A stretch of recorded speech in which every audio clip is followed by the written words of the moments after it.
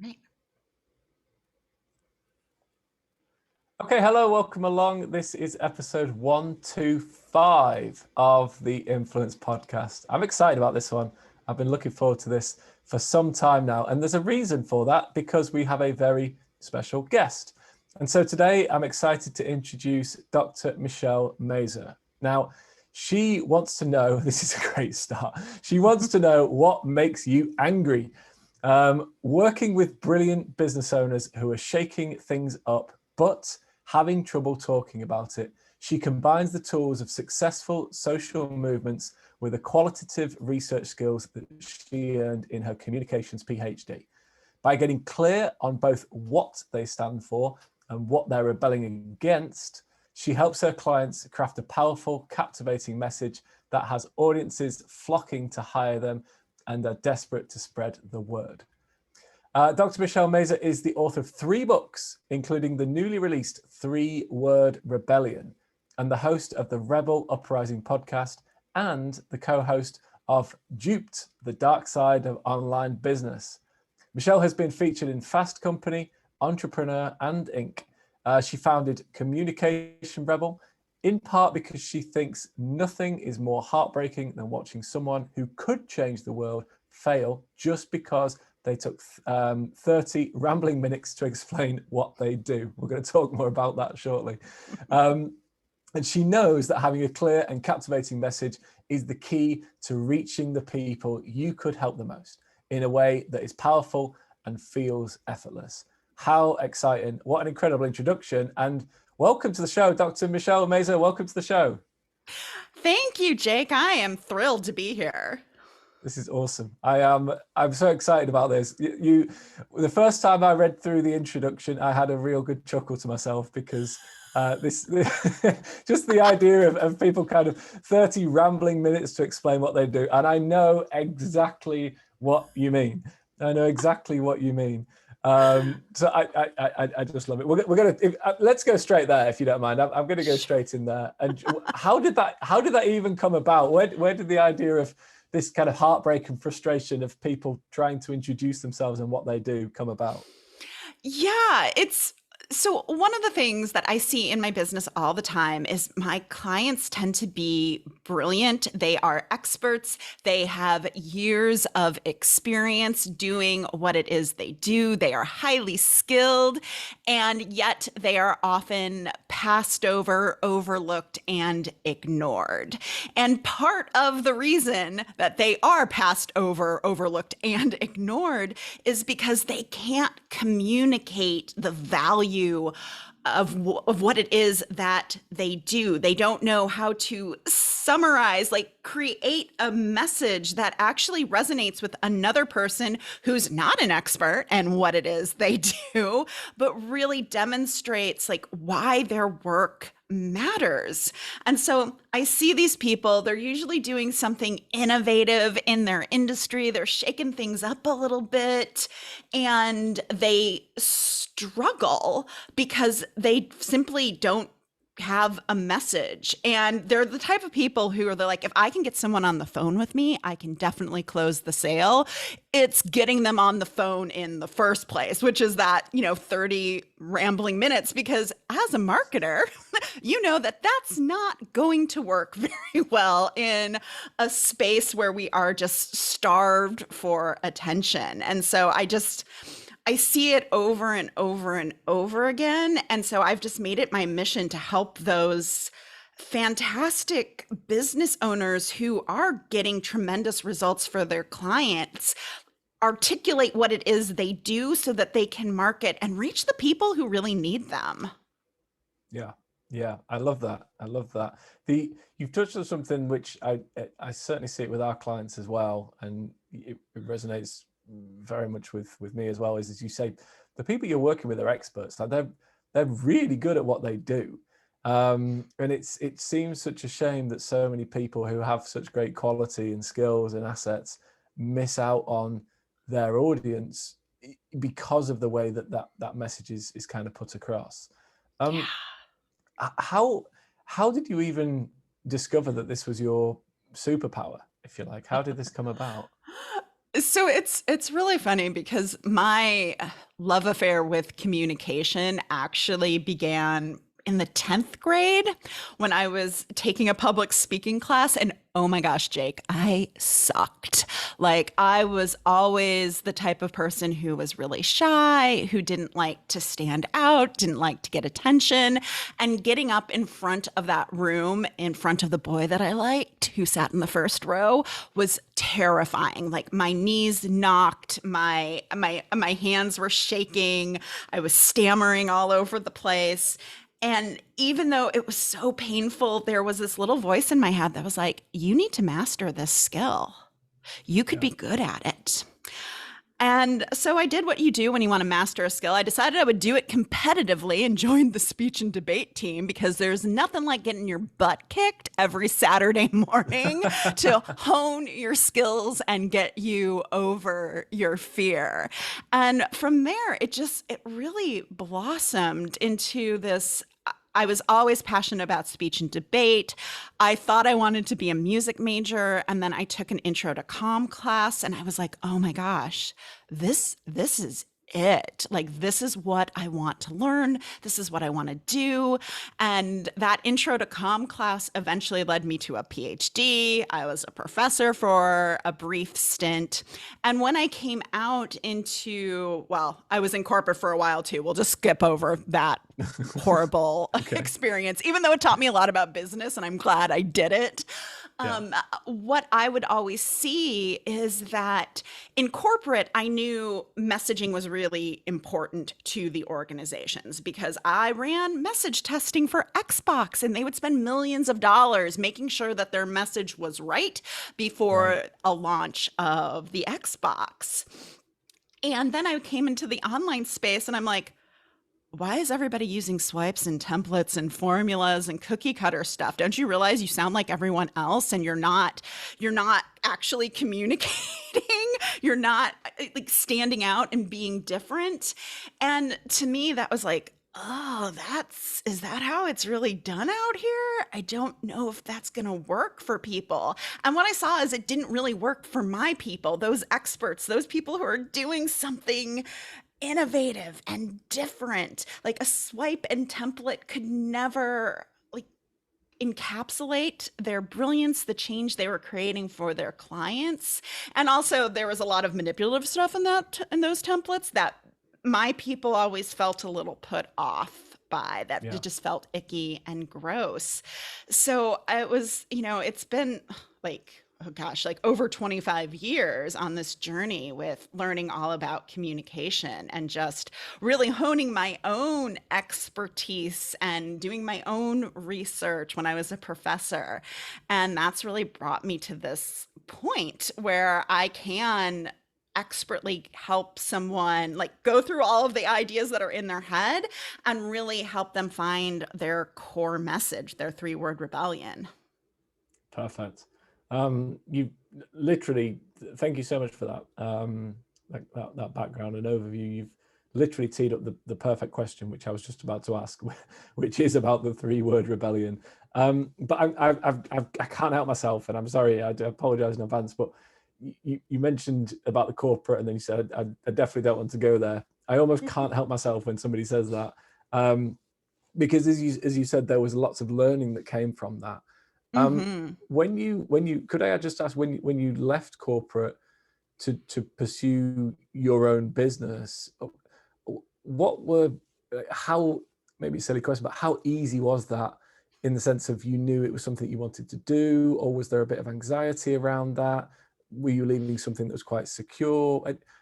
Because we have a lot of people that listen to the show who are in that situation where maybe they are working full time and they're doing, growing their Mm-hmm. audience and growing a business on Instagram around what they do, or they're kind of Yeah. just getting started in this. So there'll be a lot of people, I think, who resonate with that. What was that moment like for you in time? Well, the moment of leaving the job was wonderful. Like, it was liberating and it was freeing, and then after that reality kind of sets in that you no longer have that paycheck coming in every 2 weeks. And you are solely in charge of bringing in revenue. And despite all of the marketing messages that are like, oh, yeah, you can make six figures in 6 weeks and it can happen really quickly and overnight, that is not true for the vast majority of people. I mean, the first few years were really lean years. And luckily, like my husband was a former entrepreneur. He used to own video stores here in Seattle. So he Okay. understood, right? Like, so he was very supportive of me and the business because it was a struggle. It was really difficult for the first few years. So yeah, I thank you for sharing that, because I think that there, as I say, there's a lot of people that are listening thinking, this feels quite hard. It And is quite hard. it is, yeah, and that's the reality, right? It is hard. But there's almost kind of a tipping point where I think people feel, actually, I think I'm getting this, Yeah. and it seems to feel like it comes a bit more naturally. What, so again, for people listening, you're we've got this incredible opportunity where you've got so much expertise, you've got a PhD, and have spent, as you said, 25 years kind of dedicating to understanding messaging and this power of communication. Tell us a bit about the three-word rebellion. What does that mean, and how does that fit in with messaging overall?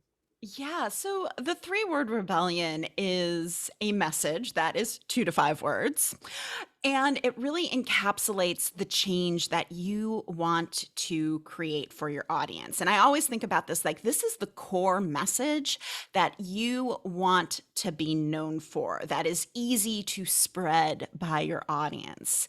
And there's a lot of famous three-word rebellions, and famous three-word rebellions were partially the inspiration. So Mel Robbins' 5 second rule, Simon Sinek's Mm. Start with Why, Tim Ferriss' 4 Hour Work Week, Marie Forleo, Everything is Figure Outable. They all have these messages that anchor them. And then what I realized when I was developing this framework is that social movements do the same thing. They are very good at encapsulating the change they want to create and making that a message that is spreadable by others, whether it is Black Lives Matter, the Me Too movement, even Make America Great Again. It's a Yeah. rallying cry that people can gather around, and it's very easy to spread. And for me, I was like, oh, well, that's super interesting. I wonder if I took questions from social movement theory and then had my clients just free write, like empty their brains out, if we could find this core message. And I realized that that worked and that was amazing. And then I also came into another problem. And this is kind of like where the three-word rebellion fits in your like messaging ecosystem, because I really believe that in some ways, Jake, like messaging is like electricity, right? It flows when it works well, the lights are on. And when it doesn't work well, everything kind of gets stuck. You know, your computer Yeah. shuts down, everything shuts down. And with your message, when it's not working, you struggle to get clients, your marketing isn't effective. You spend a lot of times thinking about, like, ah, crap, what do I need to email to my list this week? You don't know what to say in sales conversations. And so the three-word rebellion is really great at getting people's attention, making them interested in your work, wanting to know more about your work. But then it became like, okay, so how do we actually use that core message and build all the other messaging around it so that you're actually building an argument for your work? So that once you Mm. get people's attention, you are leading them to what it is you do, and that your content, the conversations that you're having in with your email community, your social media audience, all of that is actually preparing people to work with you. And I so love it. that's really at the core of what I do, because yeah, like once you have that three-word rebellion, it's like, oh, it makes it so much easier to share, but then you Mm, have to know like what to say in order to move people, to persuade and influence people. yeah, yeah. Oh, yeah, this is perfect. So immediately with the examples that you've given, that Simon Sinek start with why, Mel Robbins 5 second rule and such, Black Lives Matter. I think with those examples, people listening will just be like, yeah, I get it. It totally makes sense, because when we hear those different phrases, um, we understand what they're about and what they actually stand for. Hmm. I you know what I'm going to ask. I can't help myself, because now you've got me. I'm hooked. Um, I, I I would love to know, how do so again, I'm being a bit selfish here, but Yeah. immediately I'm thinking, God, how do I do this for my company? Like, what? How do I get my? Because I think we've got values, and I think we've got a message and such, but all of a sudden I'm thinking, the 3-word rebellion sounds really cool. Like, how would we, from our company perspective, how would we even go about doing this? And again, for clients listening, how would they even go about creating this? Yeah, well, the first step is super fun because with all of my clients, I use free writing. So I give them some prompts, things like, it ticks me off when, or I want to live in a world where. And the goal of these prompts is just to get you writing, like to get you kind of in that space of like, what are you actually against in your industry or even Yeah. in the world, right? Like, what are you seeing that makes you go like, oh, that's just not right? And let's just get all of that on paper. And then let's do the same thing for the change you want to create. So the first part of it is super fun. It's just like free writing. Let's empty your brain out onto paper where we can deal with it. And if you're like, but Michelle, I'm an extrovert, I always tell my people go to otter.ai. It is free, and rant away into the voice recording and it transcribes it for you. So you can still get it on to paper because I feel like with messaging, we are so close to it as business owners. We are so up in our heads. We're thinking about it like, how do I want to say this thing? That we don't take the time to be like, okay, let's just see what we're going to deal with here. Like, what do I have? So that's the super fun part. And then you move into phase two. I always tell people like, you want to take a break. Like, you want to just get I always find like when you have some distance in between you and your free writing, it just, you can come back to it with fresher eyes. And so that's when you start going through and doing what I call analysis. And this is where my qualitative research skills come in because I want people to read through their writing and really find out like, okay, so what are your rebellion themes? What are your creation themes? Who's the villain in the story that you're telling? And Mm. what interesting turns of phrase do you have? What verbs are you using? Is there a word you're using quite a bit? And then we get to start kind of playing with those different words and ideas to really formulate your 3-word rebellion. So it all starts with the fun free writing stuff. And then it just is like, all right, got to get some distance or get somebody to help you with it to really dig in and see what's there. And the funny thing is, it's like, I firmly believe your 3-word rebellion already exists. It's in something that you've been saying, and most likely it is buried in a ton of other words. Like I have found Yeah. 3-word rebellions in footers of websites. I was watching a client's video once, and she just kind of had this throwaway phrase, and I was like, "Oh, that's actually really interesting." Let's explore that. So they're all around us. It's just it's sometimes it's really hard for us as the business owner to see it. Mm. That's is Yeah, that makes so much sense. I think. All right. Well, so just to clarify then, so the first step for people would be to just, as you say, free writing, get their ideas down on paper. You've got when you work with people, you've got kind of guiding questions, Mhm. leading questions, and prompts for them to think about, um, to kind of guide the writing in the right direction. Yeah. From there, then taking a step back, taking time away, so that when they do come back, they've got fresh eyes that they can look at it with. As you say, that's where the kind of deeper analysis goes, and looking at more common themes and specific things that stand Yeah. out, and phrases as well. What would how would you then, or how would people then best kind of build on that, would you suggest?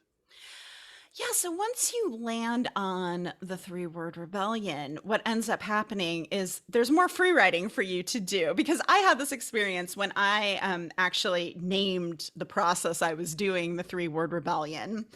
I was like, okay, this is really cool. Like this feels big. This feels juicy. And then I'm like, Yeah, oh my gosh, how am I going to get other people to buy into this? Because that's always the next question. Because it's like you have this great core message, and then it's not enough. Like you have to like have supporting messages around it so people understand what it is that you do. So that for my clients, and even in the book, like I talk more about like some of the free writing you do like once you have it. But it is that process of, I mean, all messaging is about refinement and tweaking. It's like, yeah, yeah, let's get your three-word rebellion and then figure out the supporting messages, and then let's tweak and refine based on the feedback that you're getting from your audience and what resonates with them. perfect, perfect. Could I ask what's the your 3-word rebellion then, Michelle? Is it 3-word rebellion? Is that It it, or is is. it? It Yeah. is. Yes, I am very meta like that. I always love it when people ask me, they'll be like, so what's your three-word rebellion? And I'm like, what do you think it is? It's three-word rebellion. Totally makes sense. It totally makes sense. I think I yeah, I love that idea. One of the I still think it so often when we work with clients and clients get started with us, and we have a clear understanding about why they're doing it, or generally a good idea about what they, sorry, start again. We have a good idea about what they want as an outcome Hmm. from the process working with us. They're looking to grow their audience, be seen as an expert, and use Instagram to consistently drive sales for Hmm. their new business or existing business. And but one of the things that I think a lot of people struggle with is actually the core messages and things hidden underneath why they're really doing it, and what they, as you say, what they stand out, what makes them stand out, and what makes them unique. Yeah. So yeah, I really love this idea of the 3-word rebellion. How, for people listening right now, you really whet the appetite. As I say, I'm hooked. So what's the easiest next step or the natural progression for people listening to learn a little bit more about this, and how they might actually be able to start uncovering their own 3-word rebellion? Yeah, I have created a free like mini audio workshop about the three-word rebellion and creating your own one of a kind message. And so it's a private podcast feed with a PDF that walks you through the process, and you can get that at threewordrebellion.com. Amazing. So 3wordrebellion.com is the link. We'll put that in the show notes for everybody. And I will refer back to that later as well. When is it the number 3, or is it the It, word 3, Michelle? it is the number three, but even if you type Yeah. in three, the Aha. word, you'll You've got be it covered. redirected to the same place. Perfect. Perfect. So 3wordrebellion.com is where people can go, to find the, how do you describe an audio workshop? Tell me about that. Oh, yeah. So I, like you, I am a podcaster as well, and a lot of people in my audience are podcasters. So what I did is I created, I believe it's a 4-part workshop that walks you through each part of the PDF and provides a little bit more color commentary. And so there's a great, to plug a company that I love, there's a great company called Hello Audio, and they create these private podcast feeds so that not everybody can get access to it. You have to opt in. There's a unique subscribe link generated. And it's just a really cool way for people to get the information without having to sit on their, at their desks and watch a video, because I love podcasts. Like I am a podcast junkie. And like for me, consuming information that way is an amazing way for me to learn. So I wanted to make that available to people. I love that. I love that. Thank you. Michelle, forgive me. We literally cut out there. I'm not sure Oh, what happened, but I just cut out at that stage as you as you were sharing. So sure. Oh, did you cut out again?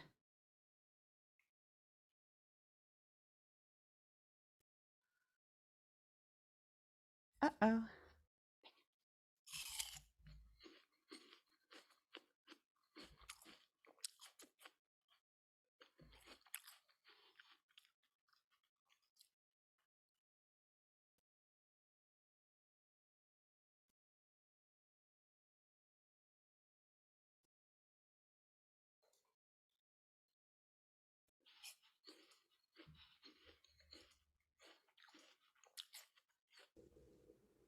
Are you back? forgive me. I'm having an absolute nightmare with the internet.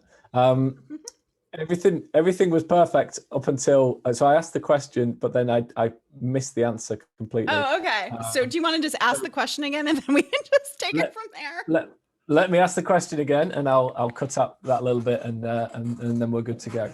Okay. Yes, apologies for that. Oh, so I'd love to know, Michelle. Sorry, forgive me. Let me just ask that. Let me just clarify that. An audio workshop. What is that? Yeah, so it is basically a private podcast feed. So I love podcasts. I'm a podcast junkie.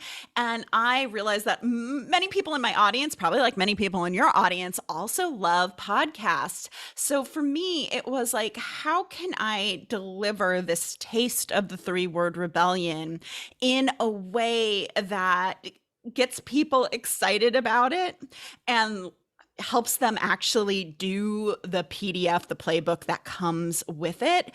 And a private podcast feed was perfect. So there's a company that I love called Hello Audio. They create these so that it's not available to the public, but you get your own unique subscriber link. So you get to send people like content that they opt in for. So it's a great way to build your email list. And I especially think it's a great way if you're a podcaster.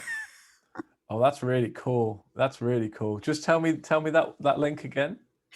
Yes. So the company that I do this through is called Hello Audio. And you can, and obviously, if you want to see what that's like, you can just opt into the three-word-rebellion.com and get your own private podcast feed and see and have like content actually delivered to your phone instead of like sitting in front of your computer. Like, I hate watching videos. Mm. So, private podcast feeds just like, oh, they make such a world of difference. Oh, that's awesome. Yeah. And so anybody listening, oh, I mean everybody listening right now, of course, we we know that they at least enjoy consuming audio in that they're listening to the show today, and I anticipate have been listening previously, and it's such a great way to consume information. But I love the idea of it's so great for people listening, marketers, business owners, to have that private feed as well. Mm-hmm. And the easiest way for them to check it out, as you say, is to go to the three-word-rebellion.com, and we'll put the link in the show notes so they can actually check out exactly how you've done that and get the benefit of creating their own three-word rebellion as well. Yeah. Perfect. So I'd love to know, I'm going to jump around a little bit if I may, because I love to ask our guests when they come on a few questions slightly off topic, Yeah. but more just about you really. And I call it the quick fire round. They might be quick fire questions, but they don't have to be quick fire answers. So please don't feel Okay. any need to rush through. But it just really just things I'm always interested in, fascinating when people come on. Maybe the easiest place to start, just with the quick fire round, if I could. I'd love to know, do you have a particular daily practice, maybe morning practice or evening practice that you just couldn't live without? And ideally, or potentially something that maybe is a bit unusual, so not many other people do it. Yeah, I don't know if my practice is unusual because it's like I I have a routine. And it was one of those things that after I left corporate, because before when I was doing my business as a side hustle, every Yeah. single morning I would get up early and work about an hour and a half to 2 hours on my business. And then I would go to work. Okay. And then when I quit the job, I was like, what do I do with my morning? Because I don't think it's the healthiest thing if I just launch right into work. That Yeah. doesn't make a lot of sense. So for me, like I'll wake up, I grab coffee. I like to read for about 10 or 15 minutes. Um, I do a lot of journaling in the morning and then I kind of set up my day. Maybe I go for a walk, play with my cats. So it's not anything very unusual, but it's just something that works for me. And I can always tell when I don't do it because I'm not as focused or grounded when I Yeah. actually get to my desk. Yeah. What journal do you use? Do you have a particular format that you use, or is it like free writing, or Yeah, what does I that look like? basically do free writing. So I bought a Remarkable pad, which is like Okay. a electronic notebook that it feels like you're writing on paper. And I Yeah. just write what's ever on my mind. Sometimes I end up like writing out emails that I end up sending to my list. And sometimes I'm just like working through a problem or like I've noticed this recurring thought that's not really helpful. So I have to start like working on that. And it's like, what is this thought all about? And how is it making me feel? And how could I change it for the better? So good. So good. I love that. I think that's hugely valuable. The idea of taking, as you say, it doesn't feel particularly healthy to go straight into work in the morning, or as No. in the sense of diving straight into it. And so finding ways that you can maybe be a little bit creative and get your thoughts down on paper or the remarkable pad. Yeah, I like that a lot. So in terms of your journey to where you are today with the business, who would you say they could be close or distant? It could be somebody that you know very well. It could be somebody that you've never met. It might be somebody that's not even alive anymore. But who would you say has had a huge impact or been particularly influential on where you are today?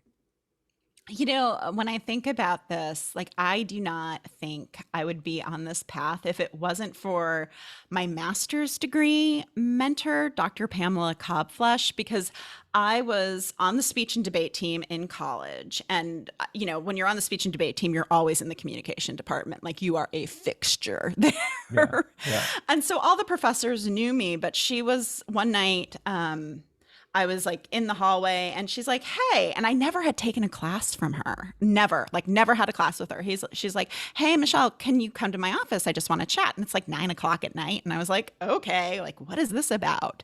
And she sat me down and she's like, "Michelle, have you thought about getting your master's degree?" I'm like, "What?" I'm like, No, not really." And she's like, "I really think you should think about it." She's like, "From what I have witnessed and never having me in a class," and she's like, "and from what the other faculty tell me, it's like you're really bright, you have a great mind, and I think getting a master's degree could be a great step for you." And so she was the one who planted that seed that I could continue this journey of communication. I love that. I love that. Have you been in touch at all recently, or or was it kind of that one moment that had the No, we impact? are still in touch. We're connected like on Facebook and Instagram. She told me I should apply for a job at her university, and I was like, "No, I'm not going back to academia, but thank you for thinking of me." Oh, that's great. That's great. Um, is there a particular book that you just absolutely love that you always recommend to people, or that you maybe come back and read regularly? Is there Mm. something that you would recommend to the listeners that you think it could be around messaging, or it could be something totally different? Yeah, I mean, okay, so I am a voracious reader, and one of the books that I've read a couple of times, like I love Ash Ambroge's The Middle Finger Project. That's an amazing book. And also, can I give a podcast? Because I'm always the person Yeah, who's telling people about podcasts too. please. Um, so the podcast that I'm really loving at this moment, and I've probably like recommended to 5 people already. It's called Against the Rules, and it's hosted by a man named Michael Lewis, who wrote Moneyball and The Big Short, and he's doing this, and his focus is always on unfairness. Yeah. And this season he's talking about experts and how we don't really see the expert, and how the public face isn't usually the person who's solving the problem that a company has or an organization has behind the scenes. And it's very fascinating to hear these stories of people who have like changed search and rescue so that you could rescue someone from the ocean because they decided to study drift. And we just don't know about these people. So I'm really into it. If you are an expert and you Wow. feel unseen, you should check out Against the Rules. That's great. Against the Rules. That was it Michael Lewis? Yeah, Did I get Michael that? Lewis. Yeah. Amazing. I love that. We don't get enough podcast recommendations. It's maybe I need to change the question. It's normally books, but yeah, I love that. And of course, anybody listening will be is a fan of podcasts and listen to podcasts. So Against the Rules, Michael Lewis, one for experts, perhaps if they feel that they have a great expertise but aren't recognized, or examples of other people who are in that same situation. And then we kind of passed over it, but let me just take a step back as well. The Middle Finger Project. What's that? So the Middle Finger Project is a book by Ash Ambridge, and she was actually one of the first people I followed when I got online, because like that was what her company was called at the time. And really this book is just kind of the kick in the butt you need when you're like doubting yourself, when things get really hard in building your business, because she just has this like refreshing, fun voice that's also just telling it like it is. Yeah, And so I really appreciate that book. It's like whenever I kind of just need a little inspiration, it's a good one to just pick up and read. that's great. The Middle Finger Project. That is on my list. I am adding that to the list as we speak. And as I say, I'll put these in the show notes. I don't know why, but it brings me back to Michael, is it Michael Manson? Mark Manson. Oh yeah. The subtle art of not giving an F. Mm-hmm. I'm careful with the language because I like to make sure this is an episode for all audiences. But yeah, the subtle art of not giving it an F. And I don't know if it's a similar kind of approach and similar kind of angle, but that's one that I often come back to, and I find it really, really useful. Yeah. A nice perspective shift, should we say? Yes. Which is Yes. great. I love that. And of course, I mean, you were very gracious in not mentioning your own book as well. Oh yeah, yeah. My own book, I do give a lot to people. So the 3-word rebellion. So, Yeah, but I thought that would cool. be a little too self-serving. Well, we're putting the link in here anyway. I'm going to make sure that all the links are in there. Speaking of messaging, I'm going to ask. I have to ask this because it greatly interests me. If there was one message that you could get out to the world, it might be a message, it might be a quote, it might be a saying, it might be a phrase. What would it be? What would it say? Yeah. So I was pondering this. And for me, I think it comes down to it's like you can be a category of one, or you can be one of many, and you get to decide. You can be a category of one, or you can be one of many, and you get to decide. Mhm. I love that. Could you expand a little bit more on that? Yeah, because I think one of the things that we overlook about our message is its ability to carve out our unique place in the market. Because for me, like I'll think about my own industry. There's a lot of people out there talking about magnetic messaging. Like that's the big buzzword right now, magnetic messaging. And there Yeah. are literally hundreds of posts on Instagram if you type it into the search bar on that topic. And you know what? All of those people are one of many. They are all competing for that same spot in the market. And here I am with the 3-word rebellion, just carving out my own little place in the sea of messaging and being like, yep, this is how I do a message. And if you want a 3-word rebellion, guess what? There is only one place to come, and that is me.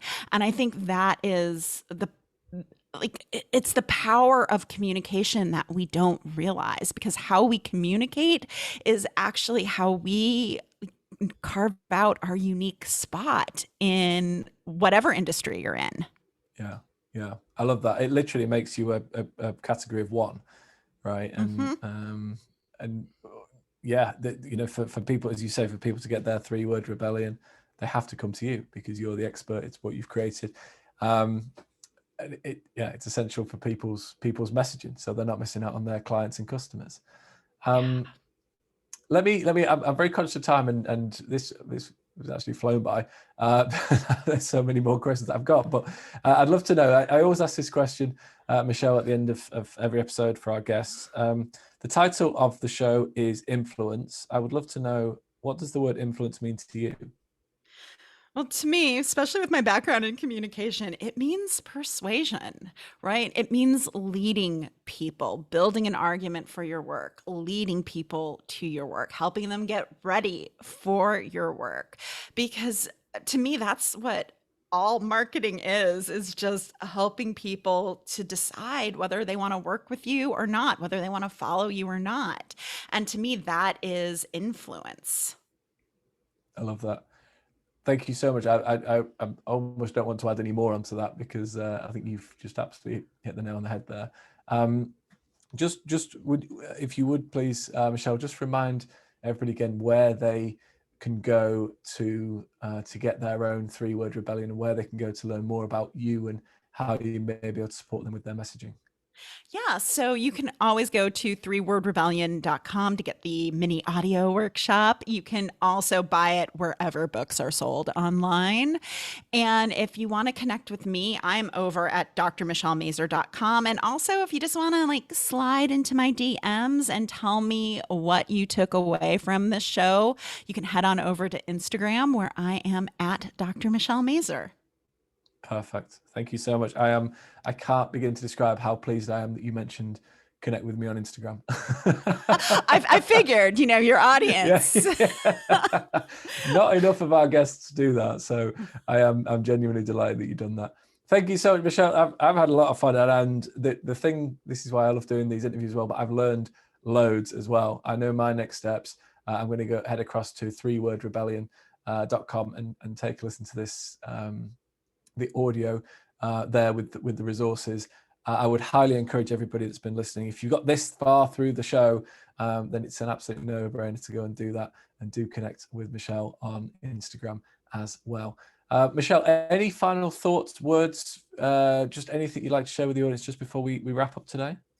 Yeah, I would say the best time you can spend in your business after you've created your offer is really getting clear on your message.